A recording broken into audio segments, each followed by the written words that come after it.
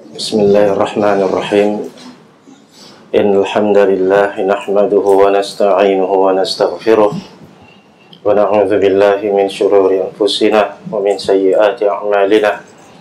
May yahdihillahu fala mudilla lahu wa may yudlil fala hadiya lahu. Wa ashhadu an la ilaha illallah wahdahu la syarika lahu wa ashhadu anna Muhammadan abduhu wa rasuluh. Amma ba'd. Alhamdulillah, panjatkan puji dan syukur kepada Allah Subhanahu wa ta'ala yang telah memberikan kita berbagai nikmat dan kurnia-Nya, dan semoga Allah menjadikan kita hamba-hambanya yang apabila mendapat nikmat bersyukur, apabila ditimpa musibah bersabar, dan apabila berdosa beristighfar. Kita telah sampai kepada bab ke-20 daripada kitab Riyadhus Shalihin, Taman Orang-Orang Saleh, karangan Al-Imam Al-Hafiz Abu Zakaria An-Nawawi rahimallahu ta'ala, iaitu bab ajakan kepada yang benar dan yang sesat. Allah Subhanahu wa ta'ala berfirman, dan serulah kepada Tuhanmu, wa du'ila rabbik,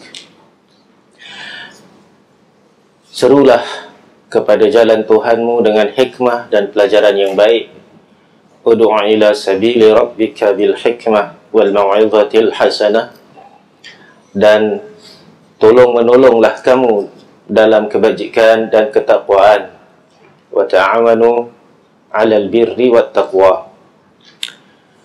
Jadi ini adalah ayat-ayat yang dijadikan oleh Imam Nawawi rahimahullah ta'ala, pengarang kitab kita, sebagai nas yang menunjukkan kepada tajuk yang telah beliau berikan, iaitu tajuknya ajakan kepada yang benar dan yang sesat, ad-da'wah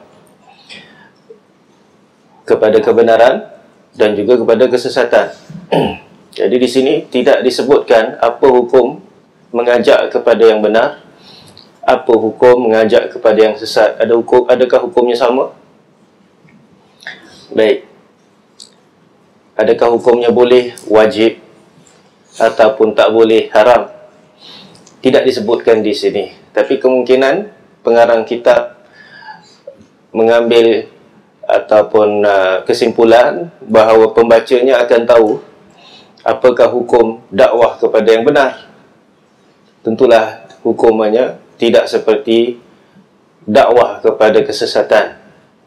Walau bagaimanapun, beliau mendatangkan beberapa potongan Al-Quran, iaitu firman Allah Subhanahu wa ta'ala dalam suratul Qasas, dan serulah kepada Tuhanmu, yakni dan serulah kepada agama Tuhanmu, wad'u ila rabbik.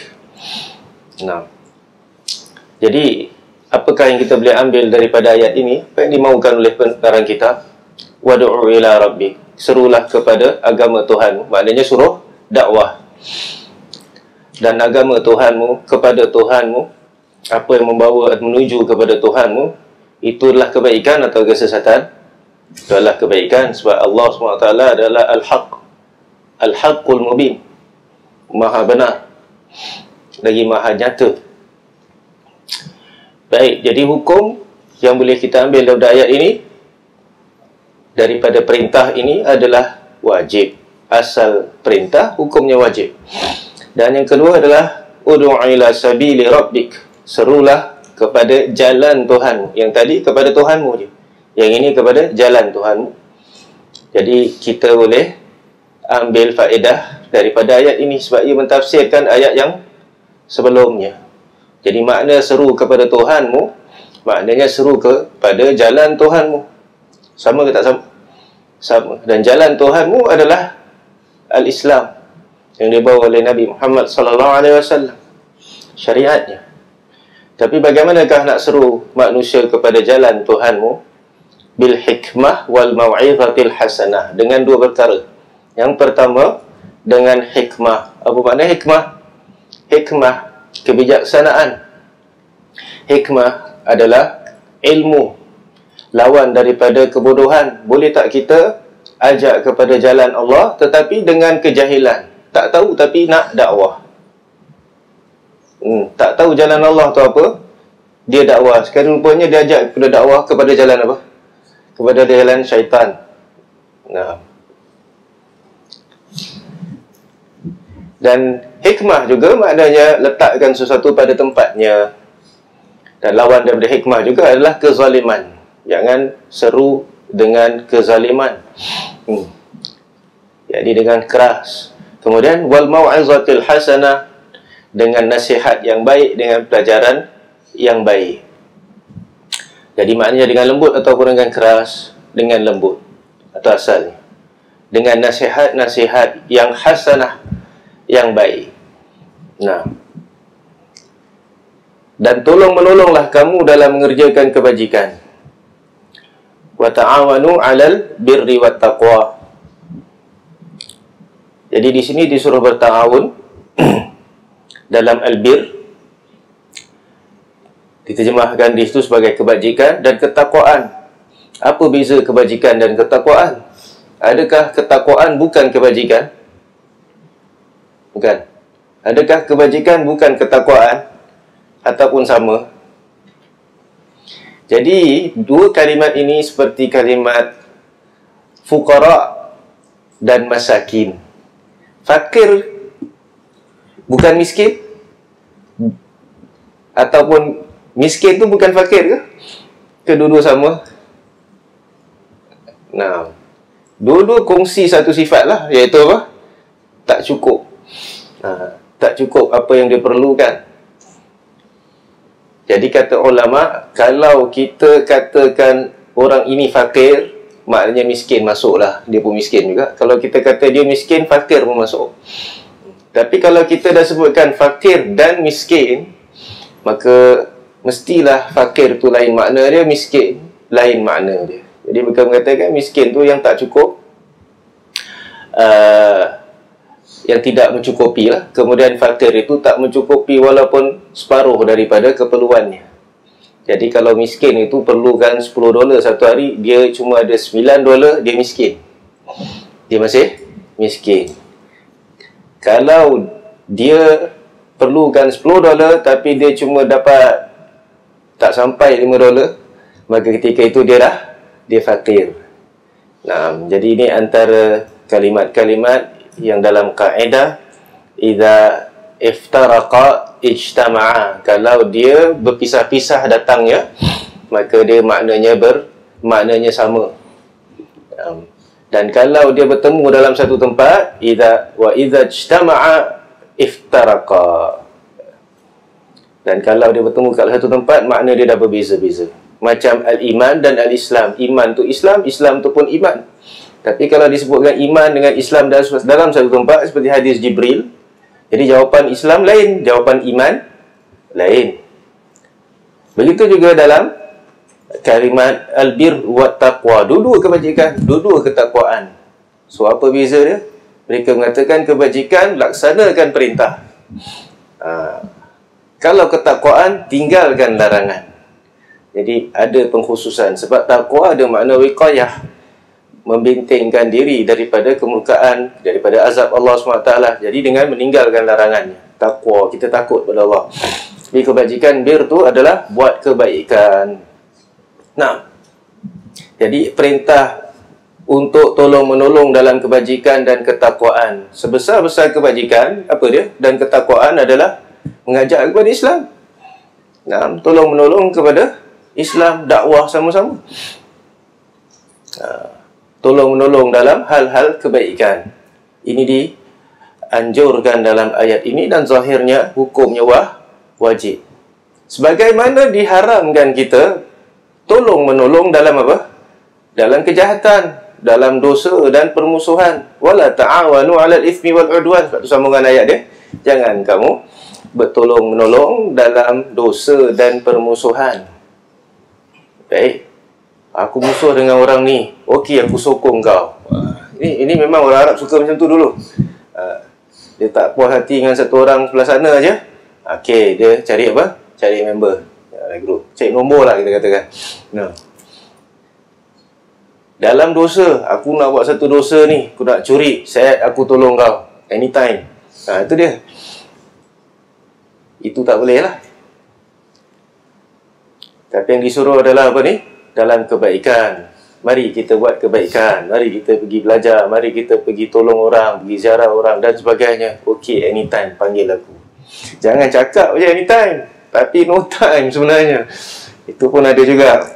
Nah, tapi niat dah ada tu, insya-Allah baguslah. Kita sangka baik je. Jadi ayat-ayat ini apakah yang kita boleh ambil daripadanya? Mengajak kepada kebaikan semuanya. Nah, kata Syekh Utsaimin rahimahullah taala, penulis membuat satu bab iaitu ajakan kepada yang benar dan berdakwah kepadanya. Yang dimaksud dengan ajakan kepada yang benar adalah menjelaskan kepada manusia tentang kebaikan yang mereka manfaatkan dalam urusan agama dan keduniaan mereka. Jadi dakwah kepada yang benar adalah menjelaskan tentang kebaikan, baik dalam urusan agama, dalam keduniaan mereka. Sebab semuanya baik. Bukan yang baik tu dalam agama saja baik. Kalau dalam hal dunia ni tak baik. Jadi kita tak payah nak ajak diorang buat kebaikan dunia. Umum. Kebaikan tu umum, duniawi dan dini. Cuma kalaulah dia adalah kebaikan duniawi, mesti kena refer juga dengan dini, agama. Apakah ia dilarang oleh agama ataupun ia dibenci oleh agama. Mungkin tak haram, tapi makruh contohnya. Tak boleh ajak kepada benda makruh. Walaupun dari sudut dunia bagus. Walaupun dari sudut duniawi, sesuatu yang baik. Boleh ni? Barang siapa menunjukkan suatu kebaikan, maka dia seperti pelakunya. Ni hadis. Man dalla ala khairin fahuwa kafa'ilihi. Dia tunjukkan je kepada kebaikan, bahawa ini baik dalam agama Allah. Jadi kena tahulah, kena ada ilmu. Kemudian sedangkan ajakan kepadanya lebih khusus daripada menunjukkan. Kerana kadang ada di antara manusia yang telah menunjukkan dan menjelaskan tetapi tidak mengajak. Dia cuma kata je ni baik, ni baik, ni baik, tapi dia tak ajak, mari buat. Ada beza ke tak? Ada bezalah. Walaupun yang tunjuk tu macam dia ajak, tapi mungkin dia tak ajak lagi.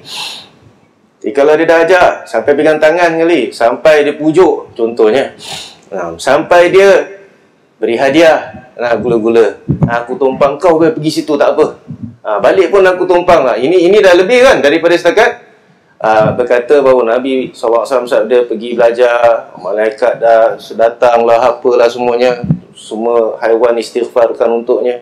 Tak sama dengan orang yang apa? Yang dah terangkan kebaikan itu, kemudian dia ajak lagi. Jadi perintah di sini untuk mengajak lebih daripada setakat menunjukkan, maka itu lebih sempurna dan lebih baik. Manusia diperintahkan untuk mengajak kepada kebaikan, iaitu berdakwah kepada Allah. Jadi asal makna dakwah apa dia? Panggil, ajak, jemputan kita katakan. Sebab tu antara makna dakwah ni adalah jemputan. Sebab tu dakwah kepada walimah contohnya. Maknanya apa? Jemputan kahwin lah. Dijemput. Seperti yang difirmankannya, dan serulah kepada agama Tuhanmu, dan serulah kepada agama Tuhanmu, sesungguhnya kamu benar-benar berada pada jalan yang lurus. Wadu'u ila rabbika innaka ala siratim mustaqim. Dan Allah berfirman, serulah kepada jalan Tuhanmu dengan hikmah dan pelajaran yang baik, dan bantahlah mereka dengan cara yang baik. Wajadilhum billati hiya ahsan. Jadi kalau orang degil, kalau orang tak mau, orang ada syubhat, kita jangan diamkan. Kita bantah, tapi dengan yang lebih baik, dengan hujah.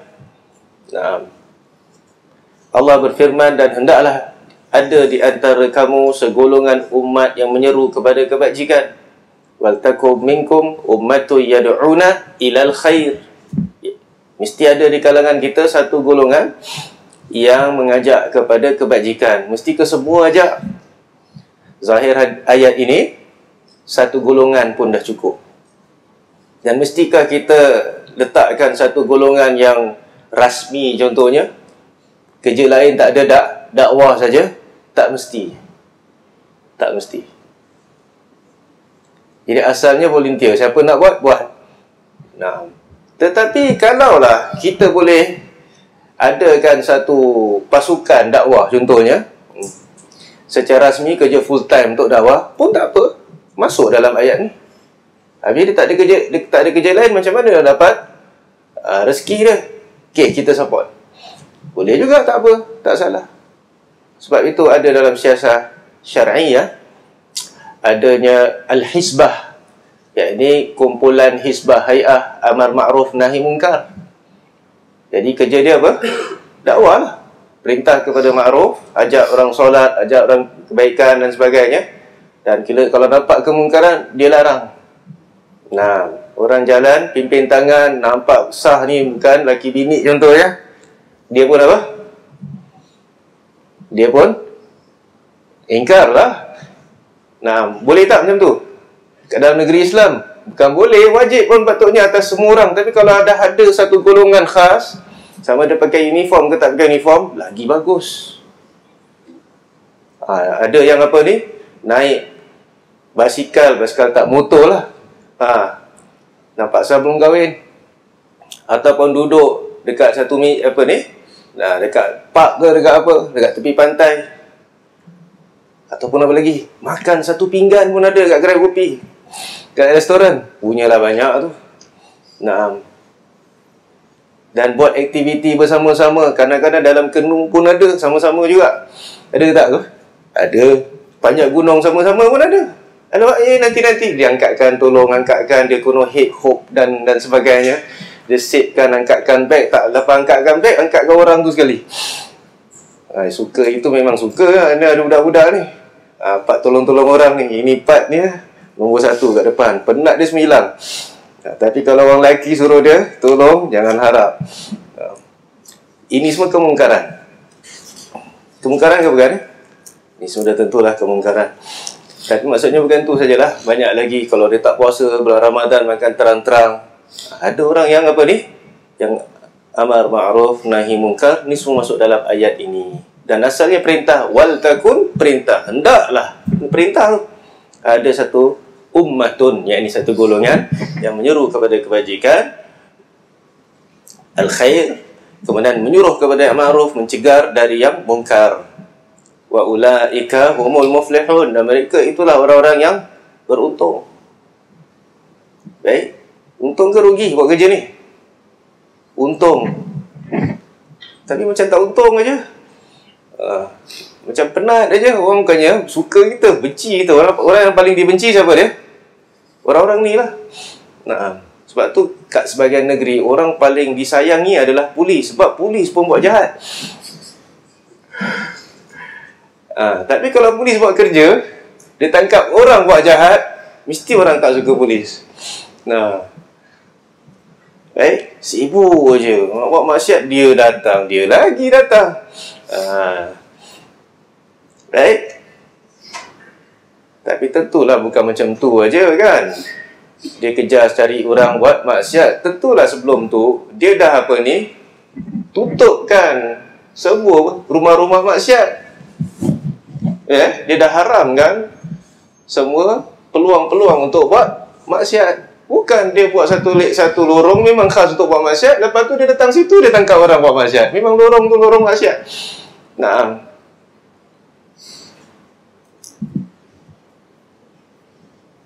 itu memang tak kena. Yang ada pula lorong maksiat tu ditinggalkan. Lepas tu dia pergi tangkap orang kat hotel lah, kat mana lah, apa semuanya. Orang buat maksiat, minum apa semua dia tinggalkan. Dia pergi kejar orang yang kat luar. Macam mana orang tak marah?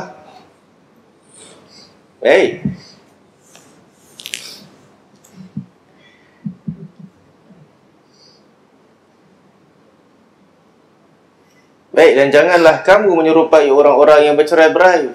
Wala takunu kalladzina tafarraqu wakhtalafu. Cerai-berai dan berselisih, berkhilaf.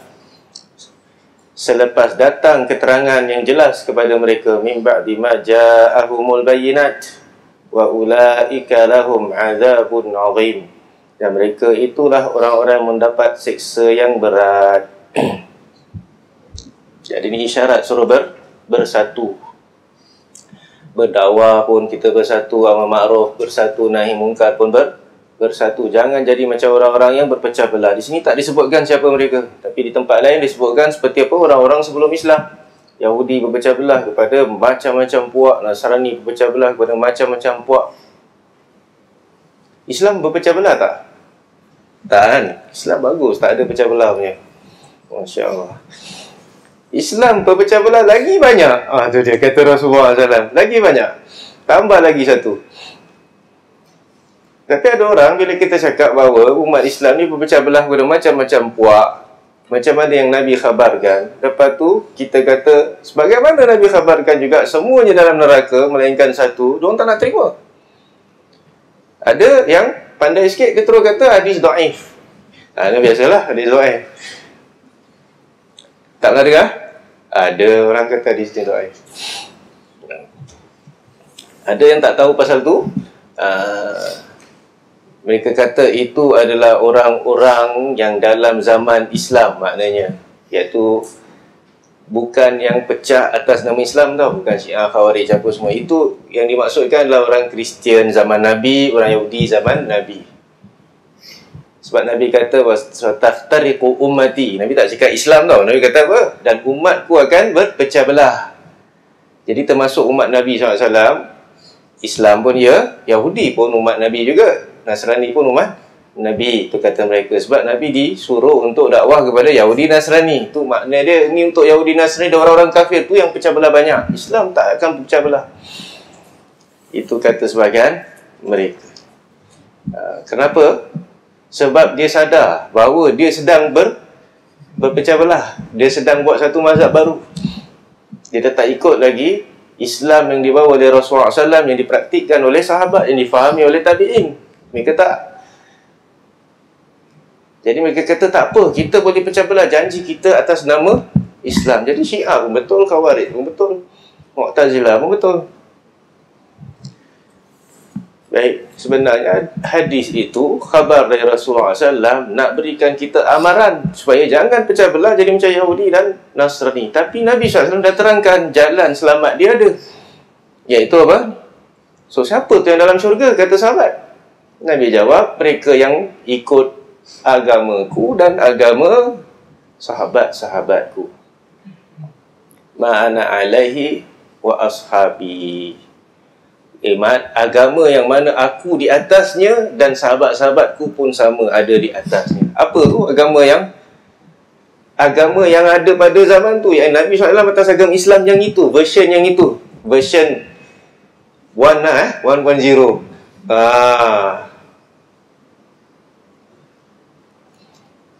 Okay, first version. Itulah Islam dia. So apa juga Islam version-version lain, version 4, 3 dan sebagainya, semua kita tak boleh ikut. Kita kena refer balik kepada version 1. Lagi lama lagi bagus. Itu kelebihan. Maka datanglah istilah mengikut salafus salihin. Dan imam para salaf sebenarnya adalah Rasulullah SAW. Sebab dia salaf semua orang. Dia permulaan, dia pendahulu. Itulah Islam yang tulen. Dan lepas tu datangnya perubahan, penambahan, pengurangan, baik ataupun pertukaran. Jadi kalau mereka khilaf selepas datangnya penerangan, maka dan mereka berpecah belah, maka mereka akan dapat siksa yang berat. Jadi ayat-ayat ini dan ayat-ayat sejenis lainnya semuanya menunjukkan bahawa manusia wajib berdakwah kepada Allah. Harus tu maknanya wajib kan? Jadi kalau orang tanya apa hukum dakwah? Wajib. Akan tetapi dakwah itu tidak mungkin sempurna kecuali jika manusia tahu apa yang didakwahkannya. Terkadang orang bodoh mengajak kepada sesuatu yang dikiranya benar, tetapi ternyata salah. Kadang dia mencegah sesuatu yang dikiranya salah, ternyata benar. Dia ajak orang buat satu benda, dia kata, hari ni puasa bagus, ini 15 Syaban, contohnya. Macam mana? Dia nak ajak kepada kebaikan, niat dia baik, tapi dia tak tahu benda tu baik ke tidak baik. Dia larang orang pula untuk baca Quran, padahal baca Quran tu baik. Jadi di sini perlu kepada ilmu, seperti yang kita terangkan tadi. Oleh kerana itu harus dimulai dulu dari belajar, kemudian baru berdakwah. Jadi menuntut ilmu tu asas. Jadi kita tak boleh jump proses ni, tak boleh lompat proses ni. Mesti nak kena belajar dulu. Sebab tu banyak pahala mengajar bagi orang-orang yang belajar. Jadi ini niat dia untuk mengangkat kejahilan daripada dirinya. Kemudian insya-Allah mengangkat pula kejahilan daripada diri orang lain. Jadi orang katanya kita nak belajar ni niat apa? Niat kerana Allah lah. Niat kerana Allah memanglah semua amalan mesti kerana Allah, lillahi ta'ala. Itu bukan isu kita sekarang. Isu kita adalah niat. Daripada sudut maksud matlamat dia apa, dia nak menuntut ilmu, nak kerja ke, nak dapat sertifikat ke. Jadi boleh gantung nanti dekat dekat rumah, aku dah pergi khusus ni. Ataupun nak buat apa? Nak share pada orang lain apa yang kita dah belajar, supaya menunjuk-nunjuk ke. Jadi kita katakan belajar ni ilmu, kita menuntut ilmu. Jadi bila kita dapat ilmu, maknanya tadi kita tak ada ilmu, kita jahil, sekarang dah terangkat, sekarang kita dah ada ilmu. Itu tujuan kita. Kemudian selepas itu kita ajak pula orang lain kepada ilmu ini. Kita ajarkan pula orang yang tak tahu apa yang telah kita tahu. Ini semua dakwah sebenarnya. Ini semua adalah dakwah. Jadi kalau orang kata, kenapa engkau asyik ikhlas saya belajar? Pergilah dakwah. Awak dah tahu jawapan dia? Saya sedang dalam proses dakwah ni. Nah, tapi kadang-kadang, atau bukan kadang-kadang, selalunya orang tak sabar. Bila nak belajar? Orang kat luar tu semua sesat, ataupun sedang buat maksiat, sedang jahil. Kita mesti keluar ajar mereka. Tapi kalau saya tak sabar sini bertahun-tahun, macam mana saya nak keluar untuk dakwah? Silap-silap dua orang yang ajak saya. Dua orang yang dakwah saya balik. Banyak orang macam itu kan. Dia dah dakwah orang. Akhirnya apa dia? Dia yang terdakwah. Sekejap tukar mazhab ni, jamaah ni, jamaah tu, jamaah ni. Macam-macam bendera dia masuk. Baru kita dengar hari tu. Nah, ada orang tu, mula-mula bagus masuk jamaah ni. Dia dakwah orang. Lepas tu dia masuk ni, lepas tu dia masuk jamaah tu. Lepas tu demonstrasi pun dia masuk. Semua dia masuk. Tak habis belajar lagi. Baik orang yang berilmu banyak dan memahami segala masalah ilmu, atau orang yang hanya mengetahui satu masalah yang didakwahkannya saja, semuanya sama-sama diperintahkan untuk berdakwah. Kerana dalam berdakwah tidak disyaratkan bahawa seseorang harus memiliki pengetahuan yang luas dalam segala hal. Adakah disyaratkan kita mesti tahu semua benda? Kita mesti jadi ulama mujtahid baru boleh dakwah? Ada syarat tak? Ada tak disyaratkan awak mesti ada tauliah baru boleh dakwah? Ada recognition? Tak ada, tak syarat. Kalau awak tahu banyak, awak kena dakwah banyak lah. Awak boleh dakwah banyak. Dan kalau awak tahu sikit, awak tak boleh dakwah banyak. Awak cuma boleh ajar yang sikit tu je. Itu je beza dia. Tapi tetap kena dakwah.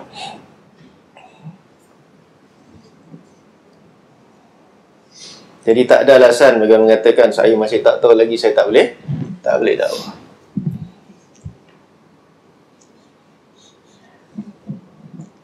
Baik, tetapi jika kamu mengetahui masalah solat dan hukum-hukumnya dengan baik, maka dakwahkanlah solat itu.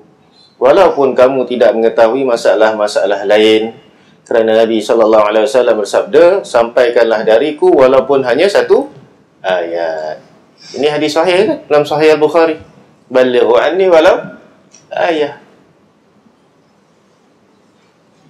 Tapi sampaikan pada siapa Yang satu ayat yang awak tahu ni? Sampaikan pada siapa satu ayat ni? Orang yang tak tahu ayat tu. Kalau orang dah tahu, awak nak sampaikan tak ayat tu? Sampaikan lagi. Orang tu dah tahu Fatihah 7 ayat dia tahu. Awak pun tahu 7 ayat lah. Mari sini aku dah dakwah kau. Tahu?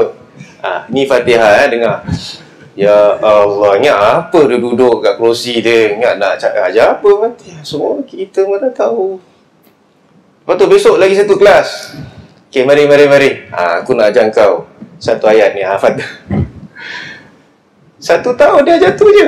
Ada orang sangka macam gitu. Nak ambil ayat ni je pasal dia sangka macam gitu. Kalau orang dah tahu perkara tu, dah lah kita pergi kepada apa? Benda lain yang dia tak tahu. Jadi maknanya awak dah tak boleh dakwah lagi awak dah. Semua orang dah tahu Fatihah, jadi dah tak ada orang lagi awak nak ajar Fatihah. Dah lah, dah habis.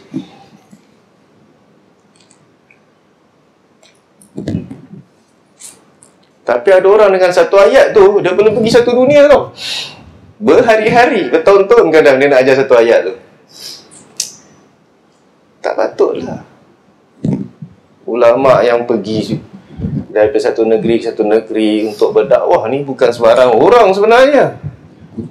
Dia bukan setakat boleh tafsirkan Fatihah. Yang tadi ajar je bacaan dia tau. Ini dia boleh tafsirkan. Bukan tu je, dia boleh duduk, dia boleh jawab soalan-soalan orang kat masjid tu atau kat tempat tu dengan macam-macam isu tentang nikah kahwin lah, tentang halal haram lah, tentang najis ke tidak lah, tentang solat. Baru boleh duduk kat depan atau boleh diri kat depan. Dan bukan tu saja, bukan satu ayat, dia tahu macam mana nak sampaikan. Jadi bukan setakat apa dia tahu tu, kaifiat nak sampaikan pun. Oh, orang-orang ni orang awam, orang-orang ni apa? Orang peternakan contohnya.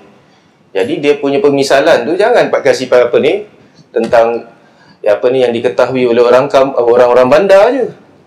Cakap pasal benda yang tentang orang bandar, dia tinggal kampung, dia tak pernah dengar benda-benda ni semuanya.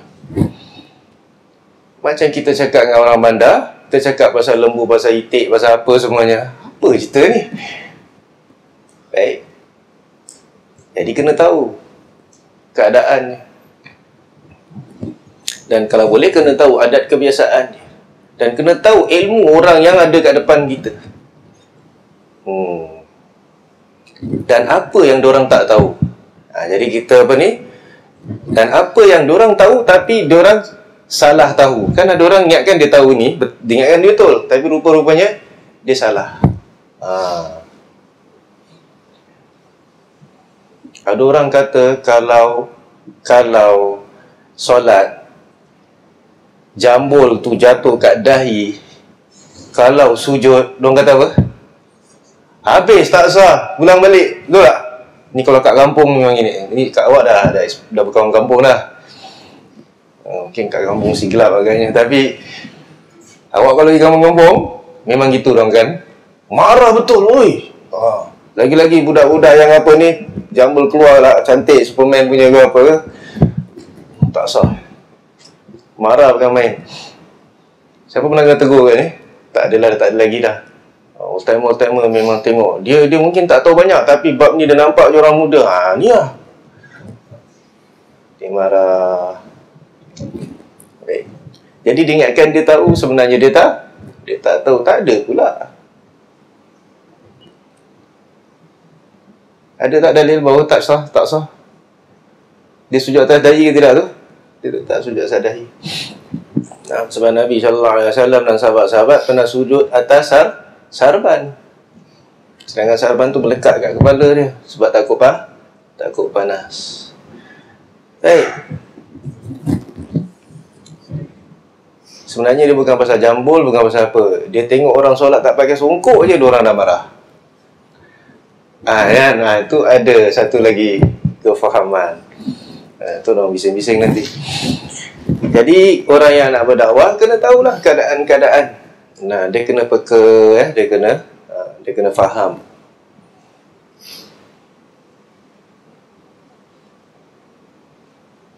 Baik.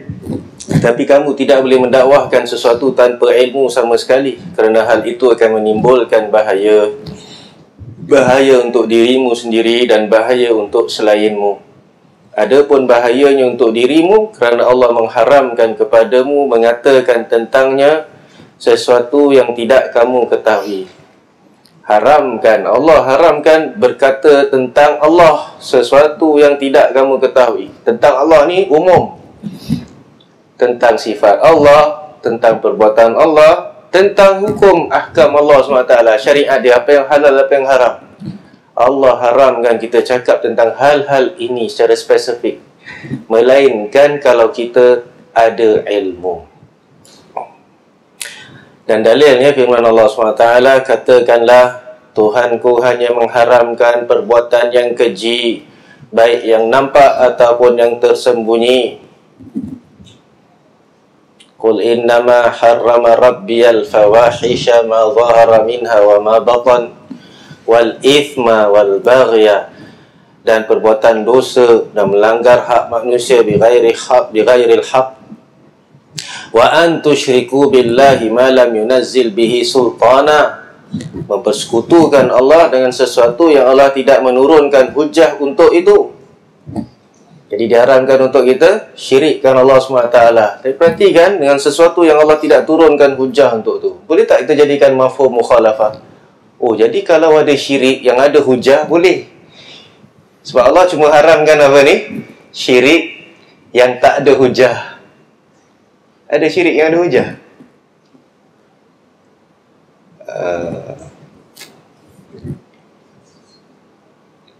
Tapi kenapa Allah kata syirik yang apa ni? Yang tak ada hujah? Apa jawab dia?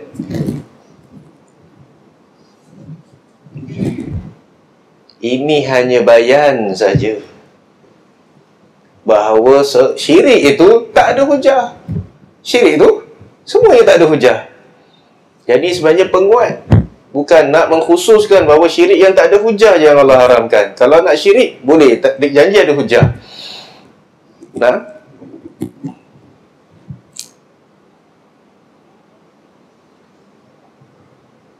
wa an taqulu 'ala Allahi ma la ta'lamun, dan mengada-adakan terhadap Allah apa yang tidak kamu ketahui. Kamu katakan atas Allah apa yang kamu tidak tahu.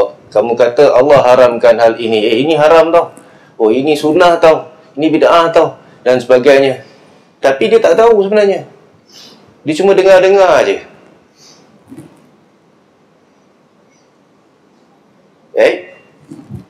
Sebenarnya tak ada hal itu dalam Quran, tak ada dalam hadis, tak ada disebutkan oleh ulama. Lain yang dicakap, lain yang disampaikan. Jadi Allah SWT mengharamkannya. Kata Ibn Qayyim rahimahullah ta'ala, perhatikan ayat ini, dia listkan berapa banyak punya kesalahan. Mula daripada apa ni? Daripada al-fawahish, kekejian yang zahir, yang batin. Kemudian syirik. Kemudian apa? Berkata tentang Allah atau dalam agama Allah satu yang tidak diketahui. Yang lagi bawah tu, yang lagi akhir tu, lagi keras. Kata Ibn Qayyim rahimahullahu ta'ala. Sebab dia punca semua keburukan. Dan itulah kesalahan iblis. Dia pergi apa ni? Dia pergi berhujah dengan sesuatu yang dia tak tahu. Dia kata, aku diciptakan daripada api, dia diciptakan daripada tanah. Aku lagi baik daripada dia. Pandai-pandai je. Siapa yang cakap macam tu? Pandai-pandai ke bukan tu? Jadi dia telah berkata-kata tanpa ilmu. Lepas tu dia amalkan pula benda tu. Sesuatu yang dia ada-adakan daripada kocik dia. Baik.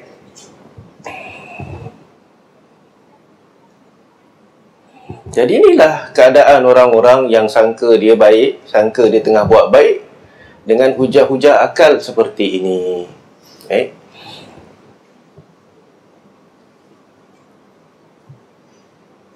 Jadi dia kata,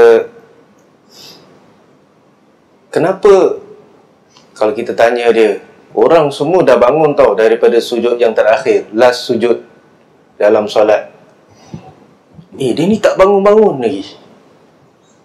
Ada Pernah nampak? Suka selalu nampak? Masih selalu awak kena buat kerja lah dakwah. Habis awak kena. Takkan nak jadi alim besar baru? Kita dah katakan tak payah nak jadi alim besar untuk dakwah. Tegur lah. Nanti dia kata apa ni? Dakwah ini adalah doa. Dan Nabi kata doa dalam sujud sangat mustajab. Paling dekat seorang hamba tu dengan Tuhannya adalah apabila dia sedang sujud. Inilah saya dalam doa ni. Macam apa nak jawab? Jadi dia ada hujah kan? Dia ada hujah. Apa salah dia? Kita katakan, tapi imam dah duduk ni. Imam dah baca tasyahud, imam dah goyang-goyang jari, awak belum apa-apa lagi. Kadang-kadang dah beri salam baru bangun. Bangun pelan. Dah betul tu doa lah, khusyuk lah tu. Diingatkan apa? Dia dah buat benda bagus. Orang semua tak doa, aku seorang doa. Mungkin syaitan dah cakap macam tu. Ini mesti mustajab. Tak apa dia mohon ke dia, mohon bidadari ke, mohon isteri ke, tak tahu apa dia mohon.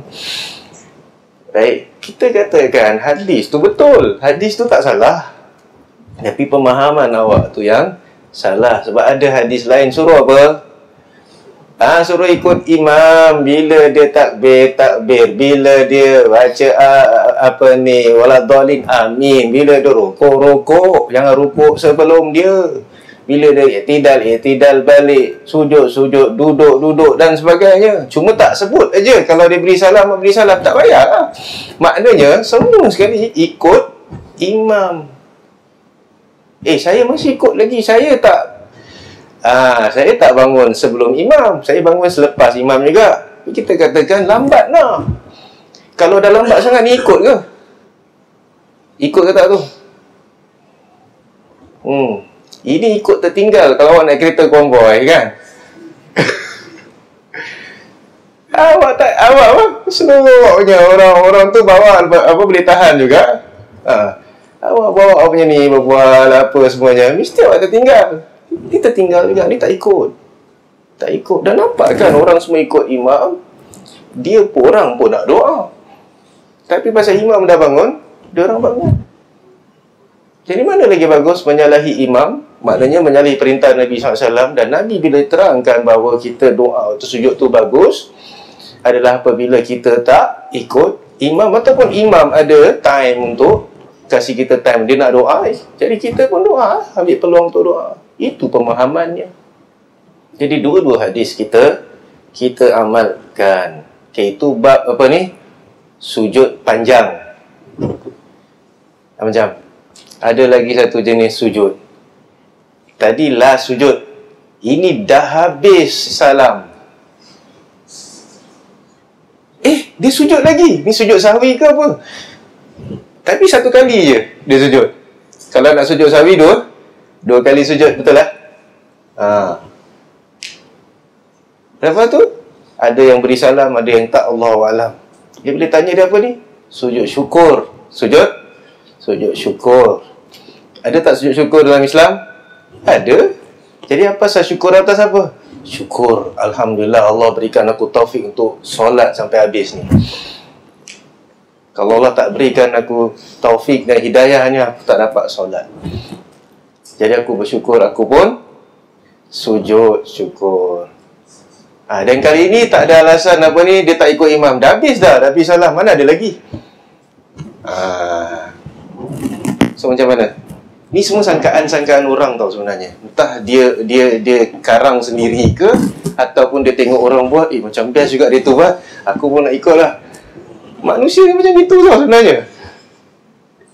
Ini baru masjid tau kat Singapura. Ni belum kalau dia pergi Mekah dia tengok dia tu sapu sini, aku pun sapu pak sini tau. Dia peluk pak sini, dia tu pun peluk kat sini. Adalah dia tu campak payung, ni pun aku campak payung lagi besar. Semua ikut. Herd mentality kat sana memang banyak. Dan kita dah baca kan, kalau awak buat bid'ah, awak buat benda yang tak ada, lepas tu diikut oleh orang lain, awak dapat dia punya apa? Dia punya dosa. Jangan main-main. Semua orang ikut. Yang nak apa ni, nak cium Hajar Aswad, dia tak tahu macam mana aku nak cium Hajar Aswad, macam mustahil dia tau. Sekali dia tengok, macam gini rupanya. Macam mana? Imam belum beri salam, sap dia dah bagi. Polis pun terperanjat. Macam gitu. Diorang mau bikin. Semua ikut. Tak apa-apa saja ni semua. Susah. Tempat yang tak ada tempat doa, dia pergi doa. Ada yang macam tu. Macam tempat jamrah tu kan, jamrah Kaabah tak ada. Jadi diorang pergi doa kat situ. Sedangkan Nabi SAW suruh ikut manasik Nabi SAW. Tak ada apa-apa susah pun. Buat sudah. Apa Nabi tak buat, sudahlah tak buat.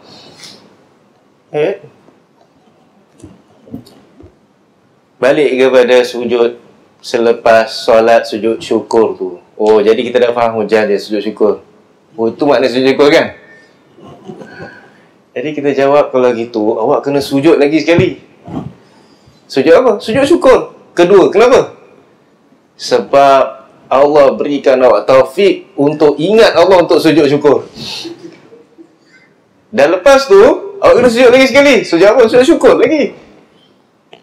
Sebab itu nikmat tu Allah berikan. Kasih awak taufik untuk sujud syukur. Jadi awak tak ada kerja lain, sujud aja. Sujud. Jelas ni bukan daripada ajaran Nabi SAW. Tak pernah kita nampak Nabi buat gitu. Tak pernah nampak sahabat buat gitu.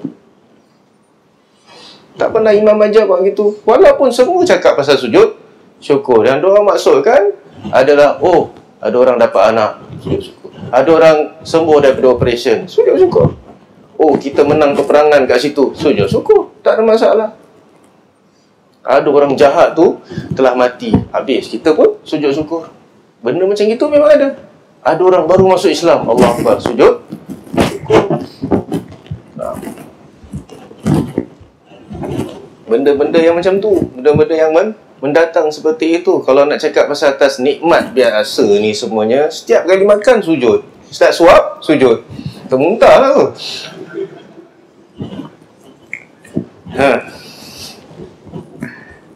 Sebab pakai logik kan. Okey, logik, kita pakai logik balik. Adakah maknanya kita larang orang nak dekatkan diri pada Allah SWT? Sujud kan bagus. Siapa tu yang sahabat tu, dia tanya, Nabi tanya dia kan, dia khidmat pada Nabi SAW. Tanyalah aku apa yang kau nak, kan? Jadi dia jawab apa? Aku minta nak temankan engkau di dalam syurga ya Rasulullah. Nabi tanya, ada tak soalan lain? Tak ada soalan lain ke? Dia kata, tak ada, itu je aku minta. Jadi dia kata, tolonglah aku, yakni untuk aku doakan untuk engkau dengan memperbanyakkan sujud. Tapi ada orang faham tu macam tadi tu, sujud syukur. Tapi masukkan sujud kat sini apa dia? Sujud yang mana Nabi selalu buat lah, iaitu banyak kan solat, sujud dalam solat.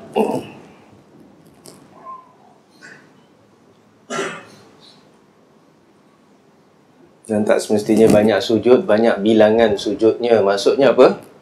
Panjangkan sujud pun salah satu daripadanya. Itu juga banyak sujudnya.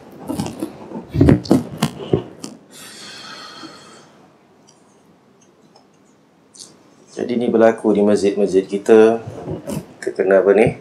Pelan-pelan lah kita terangkan. Kalau kita tahu ada yang rupa-rupanya yang ajar tu adalah sebahagian asatizah, dan kita kena minta fatwa dari Majlis Agama Islam apa hukum dia.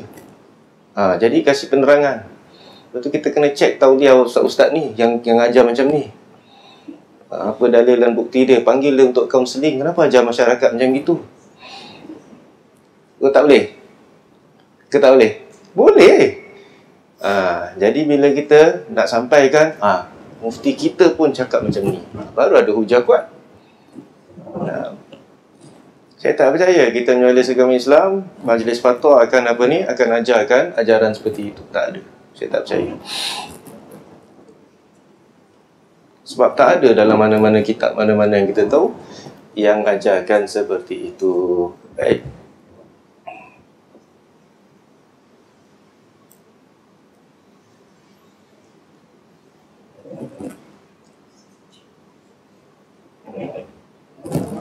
Lagi. Dan Allah berfirman, dan janganlah kamu mengikuti apa yang kamu tidak mempunyai pengetahuan tentangnya. Wala taqfu ma laysa laka bihi ilm. Jangan kamu ikut apa yang kamu tak tahu. Jadi nak ikut yang mana? Walaupun ayat tu tak tunjukkan, ada tak mafhum dia? Ada. Jadi ikut apa yang kamu tahu.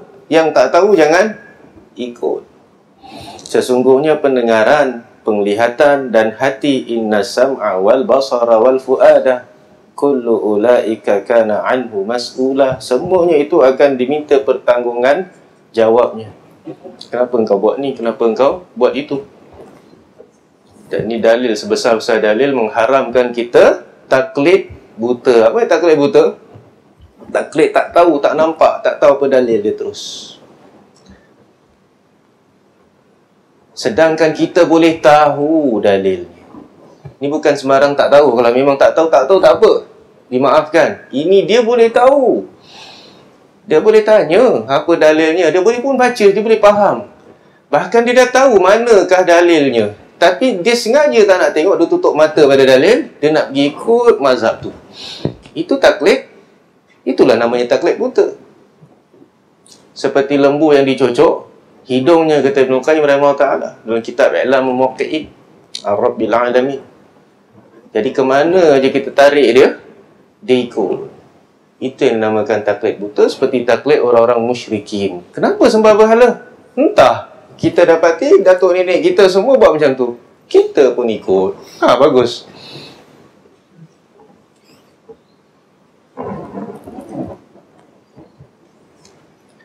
Lepas tu bukan berhenti macam tu je. Dalam Quran kata qala walau ji'tukum bi ahda mimma wajadtum alaihi aba'akum. Maukah kamu kalau aku tunjukkan kepada kamu, aku datangkan kepada dengan sesuatu yang lebih memberi petunjuk ahda daripada apa yang kamu dapati daripada bapa-bapa kamu. Sekarang dah. Dulu kita tak tahu lah. Kita ikut ni moyang, boleh lah, excuse lah. Tapi sekarang Quran kata apa? Ya wahai Rasulullah, cakap dengan mereka, sekarang aku dah bawa sesuatu yang lebih dapat petunjuk. Ni aku dapat wahyu ni. Nak ikut tak? Oh, tak mau. Dan Quran juga sebut tak mau. Ini yang dinamakan taklid buta. Kita tak mau menyalahi kita punya elders. Kita tak mau menyalahi kita punya apa ni? Adat. Kita tak mau dan sebagainya. Ini kita dah amalkan bertahun-tahun dulu. Takkan mereka semua salah? Baik, ini biadab ni. Salahkan kita punya apa ni? Tok nenek dan sebagainya. Baru belajar sekejap aja berapa tahun.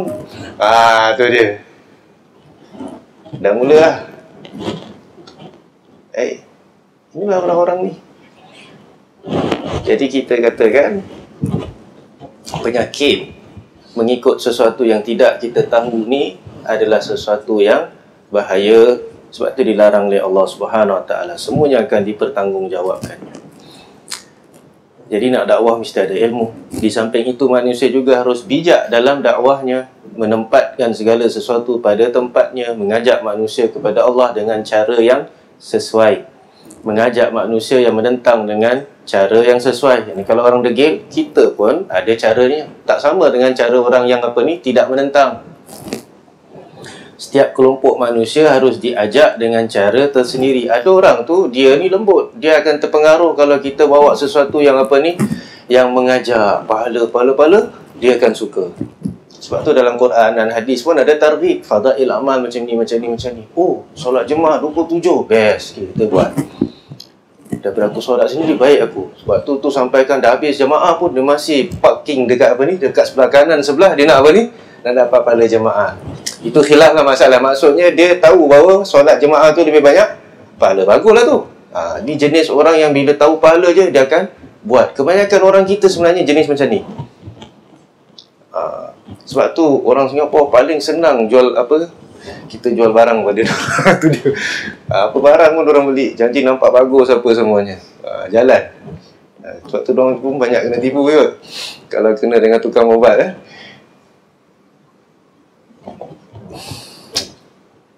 Baik, tapi ada lagi satu jenis, kita cakap lah macam punya besar pun pahala apa semua ya, dia buat bodoh je. Jadi orang macam gini, tapi dia kalau disebutkan tentang dosa apa semuanya, alamak dia dah takut. Jadi kita banyak akan cakap tentang apa ni, dosa-dosa mazhab orang yang gini, begini, alamak dia takut. Jadi bila khutbah Jumaat, ini pun nak kena ada, dia kena balance. Sekarang khutbah Jumaat, ini pun tak ada, itu pun tak ada. Atau apa yang ada? Yang ada cuma last khutbah, second khutbah, dia sebutkan kat situ lebih kurangnya. Tak kenalah. Sebutlah sikit tentang apa ni, keindahan syurga, nikmat ahli syurga. Bagaimana Allah cinta dengan ahli syurga. Sebutkan pula tentang azab neraka. Saya pernah duduk satu khutbah Masjid Quba. Syekh tu baca saya rasa kat 20 ayat pasal nikmat syurga, lepas tu lagi 20 ayat pasal azab neraka, all the way. Quran aja. Wa qala ta'ala, wa qala ta'ala, itu je dia baca Quran aja.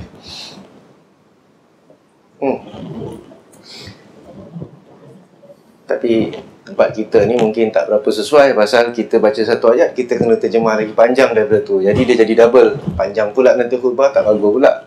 Jadi kita kena pilih-pilih lah. Baik. Jadi ada orang yang terpengaruh dengan fadail, ada yang terpengaruh dengan takhwif, dan di sana ada orang yang degil. Apa juga kita sampaikan, dia tak nak dengar.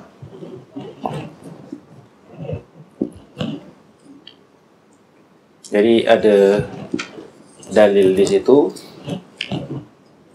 bagaimana kita nak berdakwah. Itu hadis Muaz bin Jabal.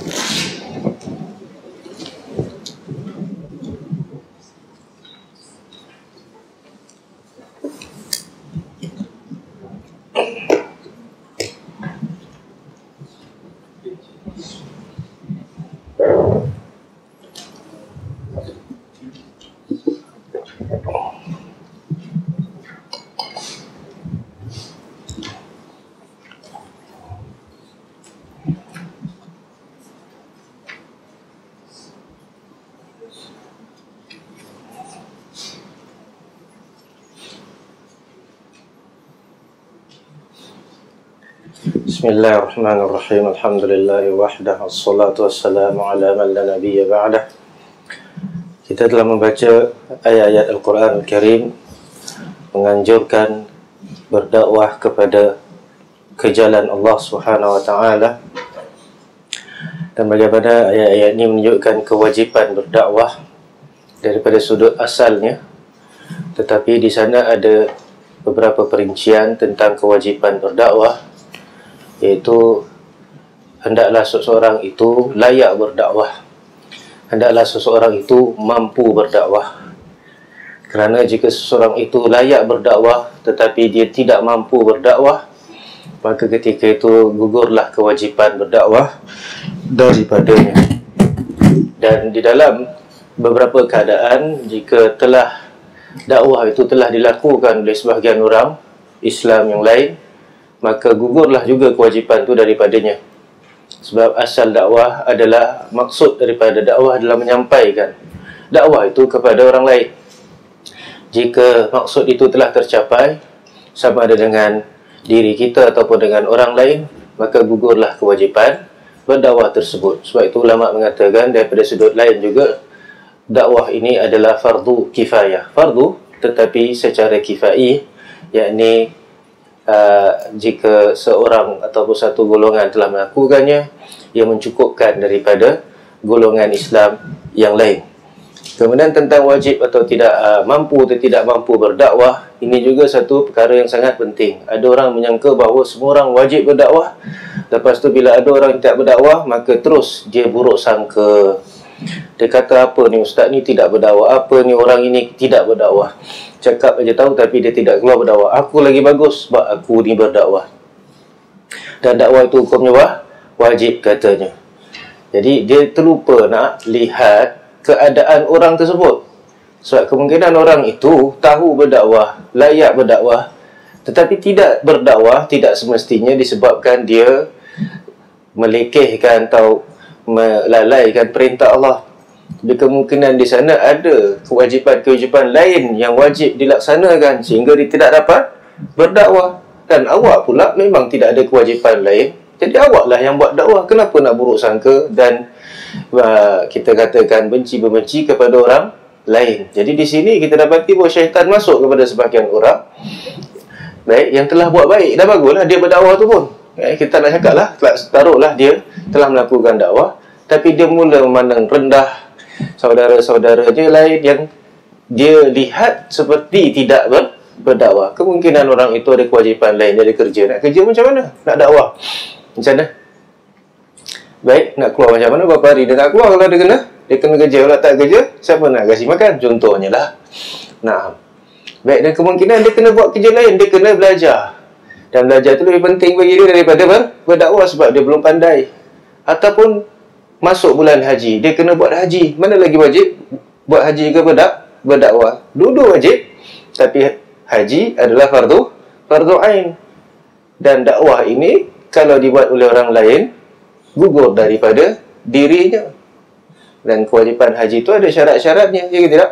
Baik, dia ada kemampuan dan sebagainya, maka wajiblah dia buat haji. Jadi begitulah kita harus menilai tentang sesuatu masalah itu, yakni kita lihat daripada pelbagai sudut, bukan daripada satu sudut je. Itu bezanya orang yang baca-baca gitu je kitab, belajar-belajar gitu aja dengan orang yang betul-betul baca dan belajar. Sebab tu kena belajar betul-betul baru boleh keluar berdakwah. Dan bila buruk sangka timbullah perpecahan.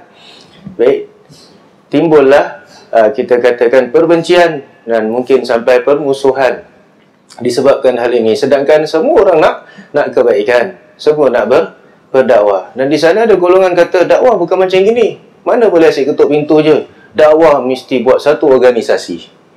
Mesti ada organisasi, mesti ada tempat, mesti ada markas. Kalau tak ada, tak dakwah. Ada yang kata macam tu. Mesti ada lambang. Nah, lepas tu kita mesti senaraikan apa yang telah kita lakukan. Itu baru dakwah. Kalau tidak dakwah. Ada pula kata tidak. Dakwah tu adalah duduk dalam masjid, kita buka buku, kita ajarkan. Itu je dakwah. Kalau tu tak buat, apa juga awak buat, semuanya bukan dakwah. Macam-macam. Ada kata tidak. Dakwah mesti dakwah pada pemerintah. Pemerintah ni lagi penting. Nah, jadi kalau awak dakwah masjid saja, dakwah kat tempat-tempat awak saja, tapi tidak dakwah kat pemerintah, maka awak belum lagi berdakwah. Ada lagi satu kata apa? Mesti dakwah kepada orang bukan Islam. Jadi kita mesti perang dengan orang Islam. Itu baru betul punya dakwah. Ya kan? Kita mesti bom mereka, kita mesti bunuh mereka. Itu baru dakwah. Jadi macam-macam fahaman tentang dakwah. Baik, kemudian bila kita lihat, bila niat matlamat nak dakwah tu pun dah tak betul dah. Baik, dah bercelaru dah, kita akan dapati bahawa dia tidak akan sampai ke penghujung jalannya. Biasanya tak akan sampai ke penghujung jalannya. Dia dengan dia pula nanti akan bergaduh. Mula-mula satu golongan, satu persatuan dakwah akan lekehkan persatuan dakwah yang lain. Dia akan bangga-banggakan, kita pergi dakwah lagi bagus, dia tu pergi dakwah tak bagus. Ada. Nah, kita lagi buat banyak seminar, kita lagi buat banyak kelas-kelas, orang tak buat apa-apa. Itu lagi satu cerita. Kemudian yang kat dalam pun mulalah berpecah belah di kalangan mereka. Sebab itu yang menentukan adalah niat dia, ikhlas ataupun tidak. Kemudian ada ilmu ataupun tidak. Sebab tu berapa ramai yang dapat pahala kerana dakwah, Allahu a'lam, dan berapa ramai bukan dapat pahala tapi mungkin dapat dosa, sedangkan dia sedang dalam misi berdakwah. Kita belum cerita tentang golongan dakwah dengan satu keadaan tertentu. Dakwah mesti ada amir, ketua. Tak ada amir, tak boleh dakwah. Kemudian amir tu kita kena baiat, kita kena janji setia. Semua dia cakap kita mesti dengar. Kalau kita langgar perintah dia, kita langgar larangan dia, habis kita mati jahiliyah. Kena pula baiat dengan amir dakwah sejak bila pula? Baik. Dan macam-macam lagi. Dan ada kata dakwah cuma kita dakwah bersihkan hati saja. Lain tu semua sebenarnya memecah belahkan kita. Khilaf sana, khilaf sini. Mazhab ni kata gitu, mazhab ni kata gini. Sekejap kata batal, sekejap kata tak batal. Ini mengeraskan hati kata mereka. Jadi kita kena dakwah lembutkan hati. Jadi dakwahnya apa? Dakwah ajak orang zikir je. Ajak orang zikir, nangis banyak-banyak, itu baru dakwah. Lagi kuat zikir dia, lagi bagus. Lagi ramai orang yang duduk, lagi bagus. Baik, lepas tu kalaulah ada terlampau zuk sangat dengan zikir tersebut, tak apa. Kalau tu goyang-goyang sikit kepala, tak apa. Sebab pokok pun goyang-goyang kepala tu zikir tu.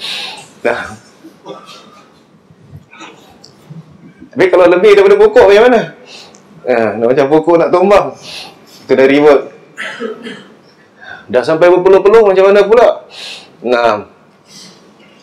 tak apa. Sebab apa? Asalnya nak zikir. Kalau gitu, kalau dah sampai berpeluh-peluh, dah sampai berkija-kija, sampai jogging dan sebagainya, dah sampai nak keluar daripada tingkap. Jadi jantung akan jadi apa? Bila zikir macam gini. Kalau kira heartbeat dia tu kuat tu sebenarnya. Padahal zikir ni sepatutnya buat kita punya jantung, kita punya hati apa? Jadi tenang.